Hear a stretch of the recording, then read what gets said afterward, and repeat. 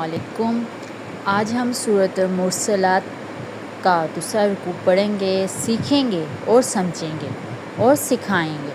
چلیں آئیں میرے ساتھ آپ قرآن مجید کی تلاوت کریں اور اس کو سمجھیں بھی۔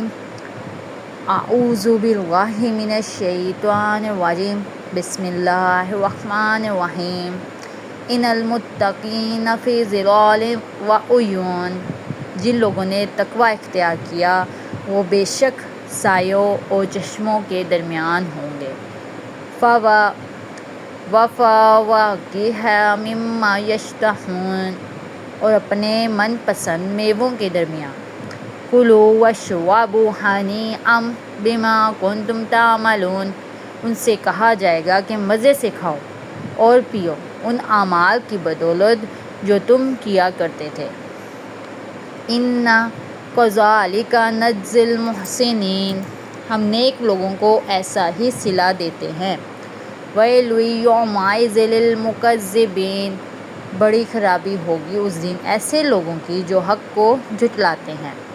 کلوا وتمتعوا قلیلا انکم مجرمون، اے کافرو کچھ وقت کھا لو اور مزے اڑا لو، حقیقت میں تم لوگ مجرم ہو۔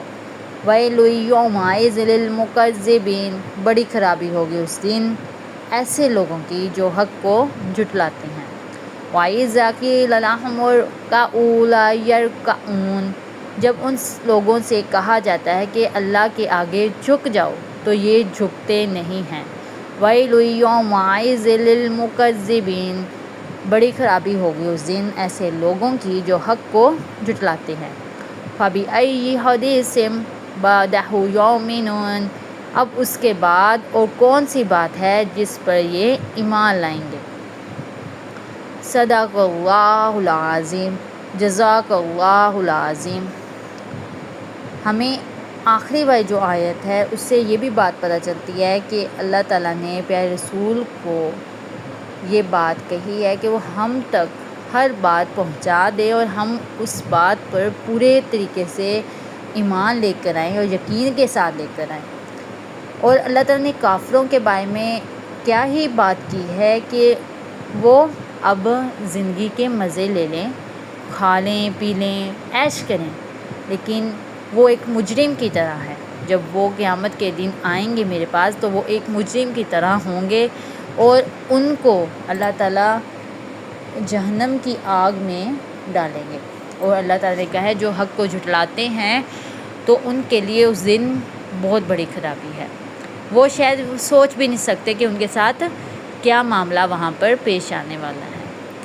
اللہ تعالیٰ ہم سب کو اچھے اور برے کام کی پہچان کروائے اور ہمیں سیدھے راستے پر بھی چلائے، اور ہر انسان کو اللہ تعالیٰ نے غور و فکر کرنے کی صلاحیت دی ہے، تو ہمیں چاہیے کہ ہم قرآن مجید کو سمجھیں، سیکھیں اور غور و فکر بھی کریں، اور ساتھ میں قرآن حدیث کو بھی سمجھیں اور سیکھیں اور اس کو بھی غور و فکر کے ساتھ آگے تک پہنچائیں، پڑھیں۔ ہمارے پیارے رسول حضرت محمد صلی اللہ علیہ وسلم ہیں، یہ ہم سب مسلمانوں کو پتہ ہے۔ 4 صحابہ جو ان کے زیادہ نزدیک تھے وہ تھے حضرت ابو بکر صدیق، حضرت عمر رضی اللہ عنہ، حضرت علی رضی اللہ عنہ اور حضرت عثمان غنی۔ زیادہ ان کا نام زیادہ سنا گیا ہے۔ ویسے تو بہت سے صحابہ ہیں، تب صحابہ کی تعداد بہت کم تھی، لیکن آج سب سے زیادہ اسلامی ملک ہونے کا ثبوت یہی ہے کہ ہمارے اللہ تعالیٰ پر جو باتیں ہمارے پیارے رسول نے ہم تک پہنچائی ہیں، اللہ کی ساری باتیں، وہ ہم غور و فکر اگر کریں تو ان پر یقین لے کر آئیں، ایمان کے ساتھ لوگوں نے یقین لے کر آئے اور وہ مسلمان ہوتے گئے۔ اب ہمارے اس دنیا میں، اس معاشرے میں سب سے زیادہ تعداد مسلمانوں کی ہے۔ عرب ممالک میں جا کے دیکھیں کتنی ترقی اللہ تعالیٰ نے ان کو دی ہے، کتنا کچھ انہوں نے بنایا ہے۔ ان کی جو عمارت ہے، وہ عمارتیں ہیں، وہ ہمارے ملک کے حساب سے بہت زیادہ بہتر اور بہت اچھی بنائی گئی ہیں۔ انہوں نے بھی اپنے ملک پر تعمیرات میں بھی بہت سے کام کیے ہیں، انہوں نے اس دنیا میں رہنے کے لیے بھی اچھے کام کیے ہیں، اور اللہ تعالیٰ انہیں جزائے خیر دے کہ وہ آخرت میں بھی اچھے بہتر سے بہتر صلہ اللہ تعالیٰ سے لے سکیں۔ اسی طرح یہودی جو قوم ہے وہ امریکہ، اسرائیل، انہوں کے پاس بھی بڑی طاقت ہے دنیا میں، یہ بھی بہت کچھ کر رہے ہیں، لیکن ان کا یہ سب کچھ دنیاوی ہے، ان کے پاس جو کچھ بھی ہے وہ دنیاوی ہے، یہ سب ایک نہ ایک دن ختم ہو جانا ہے۔ جو مسلمانوں کے پاس ہے وہ ہمیشہ ہی رہنے والا ہے۔ ان کا یہ سب اللہ تعالیٰ نے خود کہا ہے کہ یہ مزے کر لیں، عیش اڑائیں، جو کرنا ہے کر لیں اب، لیکن جس دن قیامت کے دن میرے پاس شامل آئیں گے یہ ایک مجرم کی طرح آئیں گے۔ لیکن کچھ ایسے ممالک ہیں جہاں پر بالکل یورپ ممالک میں ایسی ترقی دیکھی ہی نہیں گئی، بہت کم وہاں پر ترقی ہے، بہت کم وہاں پر لوگ پڑھے لکھے ہیں، بہت کم لوگ جو ہے، صرف یہ ایک دنیاوی لحاظ سے کچھ طاقتیں یہودیوں کی، کافروں کی اتنی بڑی ہو گئی ہیں جس کی وجہ سے ہم ان کو امپورٹنس دینے لگ گئے ہیں، لیکن اگر دیکھا جائے تو اسلامی ریاست سب سے زیادہ ہے اور امپورٹنس بھی اسی کی بنتی ہے اور بات بھی اسی کی مانی جائے۔ لیکن یہ جب ہم پیچھے ہٹ گئے، ہم اپنے قدم پیچھے ہٹا لیتے ہیں، اپنے حق کے لیے نہیں لڑتے ہیں، تو پھر جگہ تو کوئی اور لے ہی لیتا ہے۔ اس بات پر آپ خود بھی دیکھ لیں، اپنے گھر میں جب آپ اپنا حق چھوڑتے ہیں تو آپ کے حق پر کوئی نہ کوئی آ ہی جاتا ہے اور قبضہ کر ہی لیتا ہے۔ اس لیے اگر ڈٹ کے رہو، اگر کھڑے رہو، اگر اپنے حق کے لیے آواز اٹھاؤ، اگر تم اپنا حصہ لے کر رہو گے، اپنا مقام لینا چاہو گے، تو وہ حصہ، وہ مقام تم سے کوئی نہیں چھینے گا۔ آج کل حالات ہمارے مسلمانوں کو یہی ہیں کہ ہم بہت پیچھے ہٹ گئے ہیں، اپنا حق لینے پر بھی ہم جی ہاں جی پر کہہ کر ختم کر دیتے ہیں۔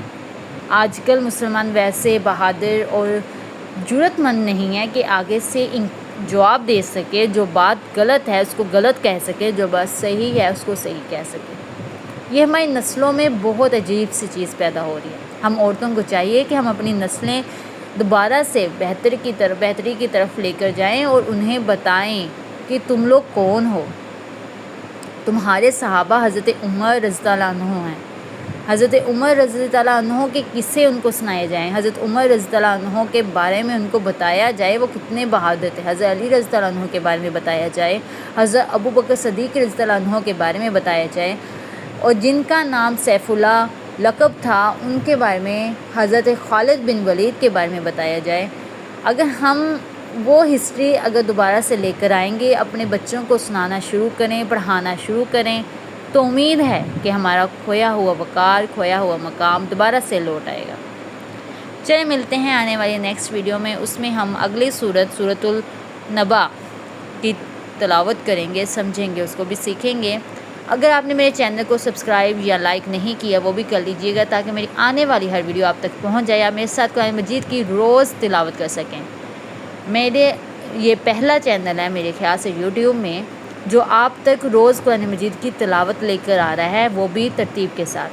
اگر آپ کسی اور سورت کی تلاوت میرے ساتھ پڑھنا چاہتے ہیں وہ بھی مجھے کامنٹ کر کے ضرور بتائیے گا تاکہ آنے والی میری اگلی ویڈیو اس پر ہو اور آپ اس کی بھی تلاوت کر سکیں، اس کو بھی سمجھ سکیں، اس کو بھی پڑھ سکیں۔ اللہ حافظ، خیال رکھیے گا سب۔